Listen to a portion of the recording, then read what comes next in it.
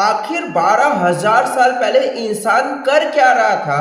कम से कम इस तरीके से घर बना करके तो नहीं रह रहा होगा, गुफाओं में रहता होगा। लेकिन इस समय तक लोग जो है ना पूरी तरीके से जीवन जीने लगे थे। लोग झोपड़ियों जैसे चीजें बनाने लगे होंगे। हेली गुब्बी पहाड़ में 12,000 साल से निष्क्रिय एक ज्वालामुखी फटा है, जो उसकी जो राख है ना, राख का गुबार 2 दिनों में अफ्रीका से चल करके अपने भारत तक का आ गया है। अपने भारत में ज्वालामुखी कहाँ कहाँ पर है? बैरन आइलैंड पे है, अंडमान पे है, निकोबार पे है। ऐसा नहीं है कि इथोपिया में ज्वालामुखी बिना किसी चेतावनी के फट गया होगा। आमतौर पर इनके फटने से पहले कुछ ना कुछ ऐसे संकेत मिलने शुरू हो जाते हैं जिससे कि वहां की सरकार को इसके बारे में मालूम चल जाए।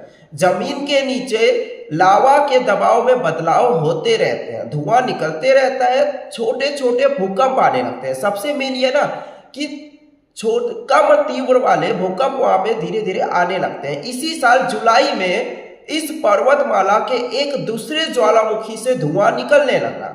जमीन के नीचे दबाव में कुछ बदलाव जरूर महसूस हुआ और उभार दिखने भी लगा।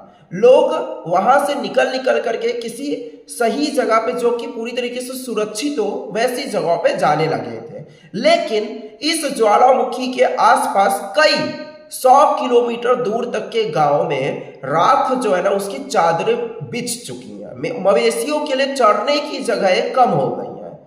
जानवरों के लिए, मवेशी में तो समझो, जानवरों के लिए। लोगों का कहना है कि अब जब ज्वालामुखी फटा तब लगा कि कोई बहुत बड़ा बम, जैसे कि न्यूक्लियर बम वगैरह कुछ फट गया है। यहाँ का जो इकोनॉमी है ना, इस धमाके का बहुत बुरा असर पड़ा है उनके देश में। हेली गुब्बी का ये ज्वालामुखी 12,000 साल से सोया रहा और जब जागा है तो तुरंत ही चल करके अपने भारत तक का उसका राख आ गया। राख से भरे बादल जो है ना अपने भारत में किस तरीके से नुकसान पहुंचाएंगे ये जानो। अपने भारत में जो हवाई जहाज है, एरोप्लेन है, उनके लिए बहुत ज्यादा खतरा है। इसलिए कई उड़ानों को पूरी तरीके से रद्द कर दिया गया है। डीजीसीए ने चेतावनी जारी की है। हवाई जहाज के इंजन का जो तापमान है ना वो बहुत ज्यादा होता है और उसमें राख पिघल कर पुर्जों को खराब कर सकता है। टरबाइन ब्लेड्स में राख चिपक जाती है। ज्वालामुखी की राख में सल्फर डाइऑक्साइड और कार्बन डाइऑक्साइड बहुत बड़ी मात्रा में घुले होते हैं।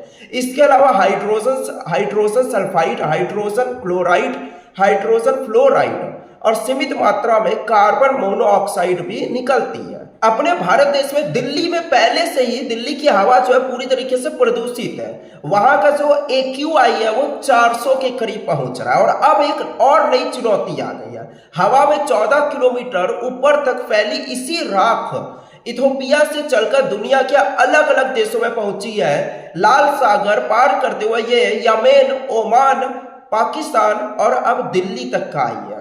इसके असर की बात कर ही रहे हैं, लेकिन हेली गुब्बी को लेकर के जो आंकड़े हैं उसकी बात भी करना चाहिए। इथोपिया का अफार जो क्षेत्र है सक्रिय ज्वालामुखी का अड्डा माना जाता है, यानी कि वो एक ऐसी जगह है जहां पे काफी ज्वालामुखी पाए जाते हैं। यहीं पर है हेली गुब्बी, जहां पर 12,000 साल से निष्क्रिय एक ज्वालामुखी इस समय फटा हुआ है। आज पूरी दुनिया में इसकी चर्चा है, वीडियो वायरल है। जब ये ज्वालामुखी फटा तब दुनिया पूरी तरह से बदल चुकी है। ज्वालामुखी से धुआं निकलने की तस्वीर जैसे ही आई, दुनिया की करोड़ों मोबाइल फोन में उसका वीडियो जो है वायरल तो हो गया, लेकिन उसके जड़ के बारे में लोगों को मालूम नहीं है। इसी घटना को समझने के लिए आपको इतिहास भी समझना पड़े। जिस पर्वत श्रृंखला में ये ज्वालामुखी फटा है ना वो कहलाता है, उसका नाम है ईस्ट अफ्रीकन रिफ्ट जोन। ये क्या है? असल में पूरी दुनिया अलग अलग टेक्टोनिक प्लेट में बटी हुई है। ये पत्थर के भीमकाय स्लैब है जो लावा के ऊपर इस समय तैर रहे हैं। साल में बस कुछ ही सेंटीमीटर ऊपर या फिर मिलीमीटर नीचे खिसकते हैं, ऊपर या नीचे। लेकिन इतने से पूरी जो धरती है ना वो झटका खाती है, जिसे ही हम सभी लोग भूकंप कहते हैं। और इन्हीं प्लेट के किनारे ज्वालामुखी जो है फटना शुरू होते हैं, फटते हैं।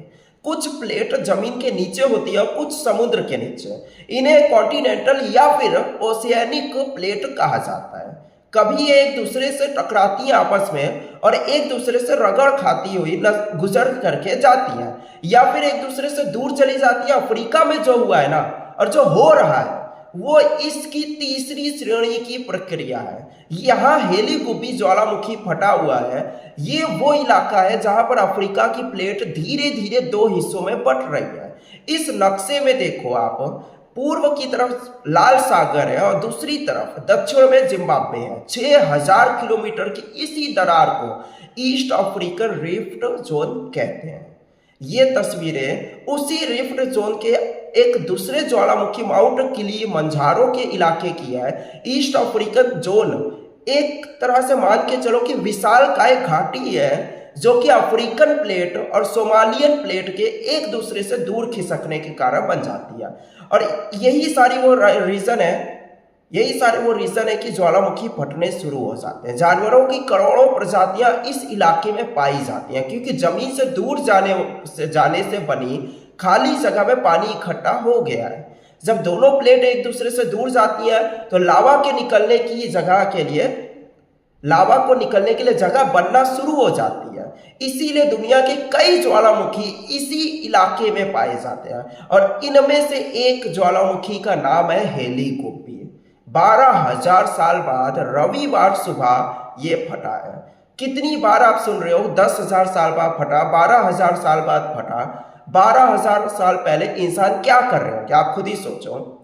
उस समय को होलोसीन कहा जाता था, जब कई हजार साल के दौर के बाद धरती गर्म होने लगी और बर्फ की चादरें पिघलने लगी। तो कुछ लोग कहते हैं वो लोग जो है आज भी जारी है। आप खुद सोचो, इंसानों ने कितना ज्यादा उत्पाद मचाया हुआ है कि इतने कम समय में इतना ज्यादा जलवायु संकट हो गया है। 12,000 साल तो छोड़ो, आखिरी के 2 साल में कितना ज्यादा चीजें बदल चुकी हैं। लोग सोच रहे हैं कि वो आगे जा रहे हैं, लेकिन जिस तरीके से प्रकृति का नुकसान हो रहा है, नेचर को नुकसान हो रहा है, उस तरीके से धरती अपनी पीछे जा रही है। ना जाने कितने जीव जंतु जो है, जानवर मवेशी जो है पूरी तरीके से गायब हो चुके हैं, उनकी प्रजातियां बची नहीं है। जंगलों को धरती से पूरी तरीके से जंगलों को काटा जा रहा है। लोग अपने रहने के लिए जंगलों को इस तरीके से छटनी कर रहे हैं जैसे कि उनकी कोई ज़रूरत ही नहीं है और कोई रोक भी नहीं पा रहा है, क्योंकि अपने भारत देश में इतनी ज़्यादा पॉपुलेशन है कि लोगों को रहने की भी जगह चाहिए। 12,000 साल पहले मनुष्य थे जरूर, लेकिन ये है कि वो जैसे जैसे ऐसे नहीं घर वगैरह बना के नहीं रहते थे। वो जैसे जैसे चलते गए वैसे वैसे उनको नई जगह मिलती गई और वैसे वैसे जहां जहां पर वो फसल वगैरह उगा पा रहे थे, जहां पर उन्हें रहने जैसी सभ्यता मिल पा रही थी, वो धीरे धीरे आगे चलते गए और उन्हें नई जगह मिलती रही। अपने भारत का कब पहली बार मिले, अफ्रीका से निकले लोगों का कारवां चलते चलते भारत कब पहुंचा, इसकी जानकारी पूरी तरीके से जेनेटिक्स से नहीं मिल पाती है। लेकिन पुरातत्व से 65,000 साल पहले भारत में, अपने देश में आधुनिक मानव के निशान मिलते हैं। भीमबेटका में कलाकृतियों बनाई जाने वाली थी उस समय पे 65,000 साल पहले। इंसानों में छोटे छोटे घर बना करके रहने की आदत पनपने लगी थी।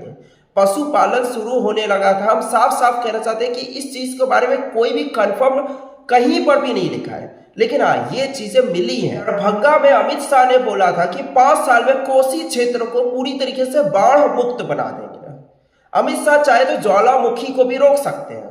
कोसी की धार को तो तब रोकेंगे जब रोकेंगे तब देखा जाएगा, लेकिन 12,000 साल के काम को वो 5 साल में कर सकते हैं। कुछ भी नहीं है। अमित शाह कुछ भी बोल सकते हैं। 5 साल पहले उन्होंने गुवाहाटी में भी ये कहा था कि असम को पूरी तरीके से बाढ़ से मुक्त बनाएंगे। जाइए जाकर के देख लो कि असम का क्या हाल है।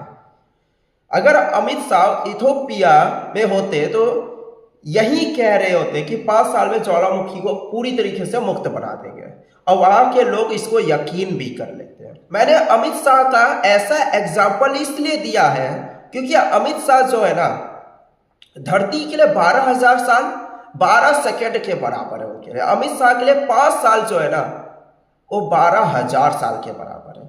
यानी कि वो कुछ भी कह देते हैं और लोग उस पर यकीन भी कर लेते हैं। क्योंकि हमारे भारत देश के अंदर बाढ़ आने का तो बंद नहीं हुआ, और धरती पे सफाई के नाम पे, नदियों को साफ करने के नाम पे करोड़ों वर्षों से लगे, मतलब करोड़ों रुपए इन्होंने लगा दिया, करोड़ों अरबों रुपए, उससे भी ज्यादा लगा दिया, लेकिन कोई सफाई नहीं हुई। दिल्ली के अगर आप देखोगे, मैं दिल्ली की बात कर रहा हूं, साफ करने के नाम पे ये लोग महान बनने को निकल जाते हैं। कोई भी अपने भारत का क्षेत्र बाढ़ से मुक्त नहीं हुआ, और जिन नदियों का पानी साफ करने के नाम पे ये लोग इतने पैसे ले लिए, उसका पानी भी साफ नहीं हुआ। हमारे समय के नायक इतना ही कर सकते हैं कि कहीं और के साफ पानी को ला करके नदी के किनारे तालाब बना सकते हैं। मैं ये क्यों कह रहा हूं, जो लोग जानते हो वो समझ पा रहे होंगे मैं क्या कह रहा हूं। दिल्ली में अभी अभी बीजेपी की सरकार ने क्या किया, अभी पूजा के समय में नदी के सामने साफ पानी का एक तालाब बनाया और लोगों को उसी में पूजा करवाया और कहा कि ये नदी का पानी है। और नदी क्योंकि साफ कर नहीं सकते थे, इतनी बड़ी नदी, बल्कि इतने पैसे उसमें लगाए गए, नदी क्योंकि साफ कर नहीं सकते थे तो इन्होंने तालाब बनवा दिया, वो भी कहीं और का साफ पानी ला करके, और लोगों को बोला ये नदी का पानी है, साफ पानी है, और उसमें पूजा करवा दिया। हाँ, ये चीज है कि नेचर के सामने इंसान कुछ कर नहीं सकता, ज्वालामुखी रोक नहीं सकता, लेकिन उसके लिए कई सारी चीजें सेफ्टी इंसानों की रख सकता है। इंसान यही कर सकते हैं, जहां ज्वालामुखी फट रहा है, रोपवे के जरिए इसके ऊपर से दर्शन कर सकता है और गर्व कर सकता है कि ये ज्वालामुखी देख रहा हो। जहां ज्वालामुखी का फटना बंद हो जाता है, वहां लोग ट्रेकिंग करने के लिए निकल पड़ते हैं।